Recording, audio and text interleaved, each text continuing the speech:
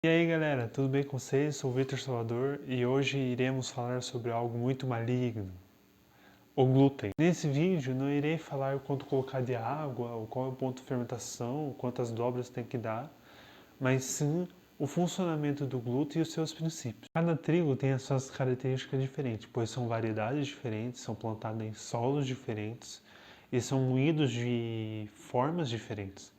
Então, o que nos resta é estudar a característica do trigo e os seus princípios e entender como o trigo funciona.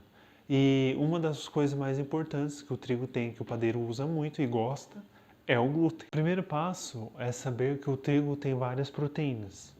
E dentro do trigo, elas estão localizadas bastante na endosperma e também tem no germe do trigo, que é o miolo do trigo, e tem um pouco também na casca do trigo. As proteínas do trigo é classificado em 5 frações. Albuminas de 6 a 10%, daí tem a globulina de 6 a 10%, daí tem a gliadina de 35%, daí tem a glutenina de 35% e tem os resíduos proteicos, que são de 10%. Essas 5 frações, o que consiste o glúten são duas proteínas, o gluteninas e as gliadinas. Sabendo disso, o que consiste o glúten, nós iremos estudar agora a função de cada proteína para uma formação de glúten. As gliadinas, elas são solúveis em soluções alcoólicas e elas têm alta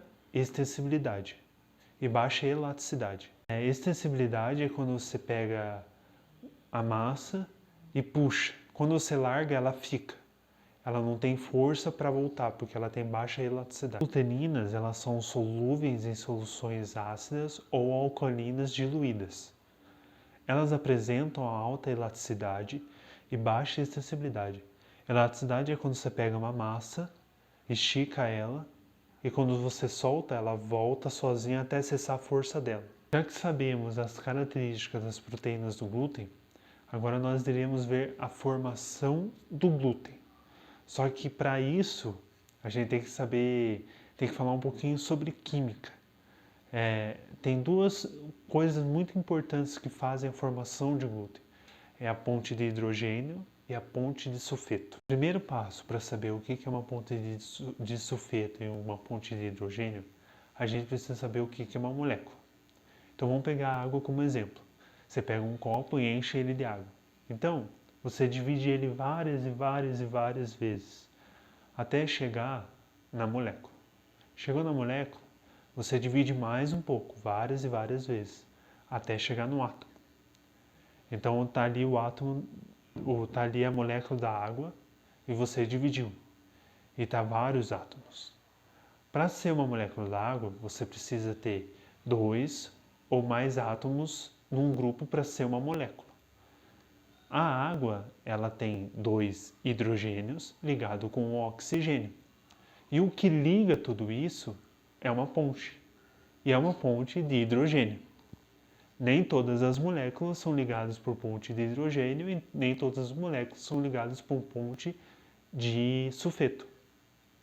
Mas todas têm uma ponte. As proteínas do glúten são formadas por inúmeros aminoácidos. Esses aminoácidos são ligados por inúmeras pontes. Uma das mais importantes são a ponte de hidrogênio e a ponte de sulfeto. A ponte de hidrogênio ela só faz ligações bem específicas. Então isso traz uma cadeia proteica muito bem estabelecida. Quando você pega a sua farinha e mistura com água para transformar ela em uma massa, ali está acontecendo várias coisas bem importantes.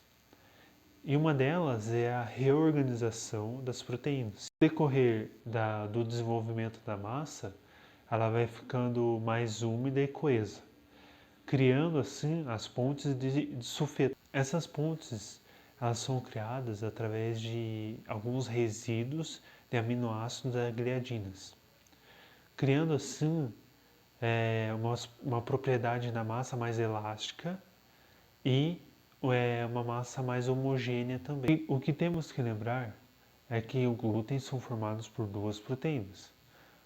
A gliadina ela é como se fossem os pilares de um prédio. ela tem a sua elasticidade e a maciez. E também ela tem vários aminoácidos que vão acabar ajudando no desenvolvimento da glutenina. A glutenina, ela é como se fosse a parede e o teto desse prédio, que vai dar robustez e força para se manter tudo em pé. A característica da glutenina é de ser elástica e firme a estrutura dela. O glúten, ele é uma relação de dependência. Um depende do outro. A glutenina e a gliadina dependem um do outro. Senão não se forma o glúten. O glúten é uma relação de dependência. Um depende do outro para ter uma estrutura bem formada e bem estabilizada. Está batendo a massa e ela se formou, tudo isso aconteceu e a gente tem um trabalho meio exagerado, as pontes de sulfeto que existem dentro da massa, da rede de glúten, elas se quebram. Então, a água que estava retida dentro da rede começa a sair para fora por excesso de trabalho. Então, o glúten ele é uma coisa que a gente precisa prestar muita atenção em muita coisa e entender ele cada vez mais. Resumo da história. Por que eu quis trazer esse tipo de conteúdo para o canal? Eu acredito que cada vez mais que a gente estuda sobre o trigo, a sua história, a sua biologia, a sua química, isso facilita o nosso dia a dia, o nosso trabalho. Então, isso também nos diferencia como excelentes padeiros. Então, se você gostou desse vídeo, curta, compartilha, se inscreva no canal. E se você não gostou também, mostre para o teu amigo, talvez ele goste. Tá bom? Até mais.